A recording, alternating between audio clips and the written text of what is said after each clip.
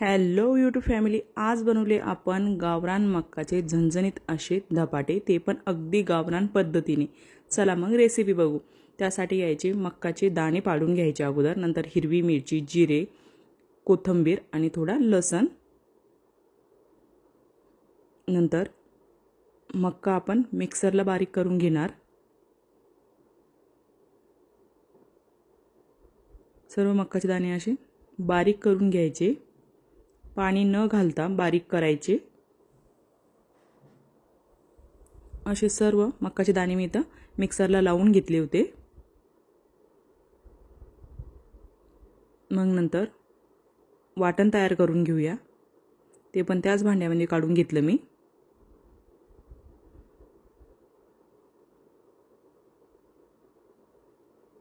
वाटण सर्व मिक्सरला लावून घ्यायचं, ते पण एकदम बारीक काढायचं। आणि असं इथं वाटण तयार झालं होतं आपलं। नंतर जे मक्काच्या दाण्याचं आपण वाटण काढून ठेवलं होतं, त्याच्यामध्येच आपण हे लाल तिखट वाटण घालायचं। नंतर घ्यायचं 2 कप गव्हाचं पीठ। नंतर घालायची थोडी हळद। नंतर चवीनुसार मीठ घालायचं। आणि छान आता आपल्याला इथं डो तयार करून घ्यायचा। अगोदर सर्व पीठ त्या मक्काच्या दाण्याचे जे आपण बारीक केले होते त्यामध्ये व्यवस्थित मिक्स करून घ्यायचं आणि नंतर असा डो तयार करून घ्यायचा।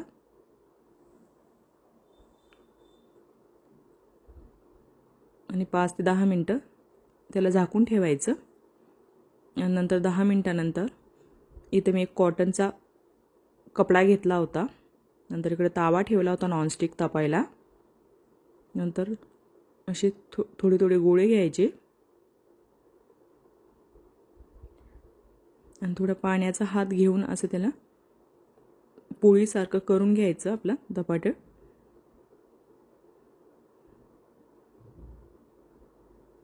छान असं थापून घ्यायचं व्यवस्थित, काठ व्यवस्थित दाबायचे।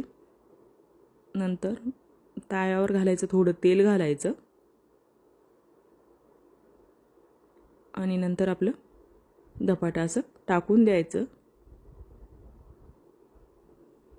आणि दोन्ही बाजू पण तेल लावायचं। छान आता पलटून घ्यायचं, दोन्ही बाजू पण व्यवस्थित शेकून घ्यायच्या। छान असं खरपूस भाजून घ्यायचं। आणि तुम्ही बघू शकता छान असा कलर आला होता आपल्या मक्काच्या धपाट्याला। आणि छान अशी मी सर्व धपाटे इथं करून घेतले होते। आणि तुम्ही याला टमाटे सॉस किंवा दह्यासोबत खाऊ शकतात। आणि आम्ही टमाटे सॉस सोबत खाल्ले होते। आणि ही रेसिपी तुम्हाला कशी वाटली कमेंटमध्ये नक्कीच सांगा। Thank you.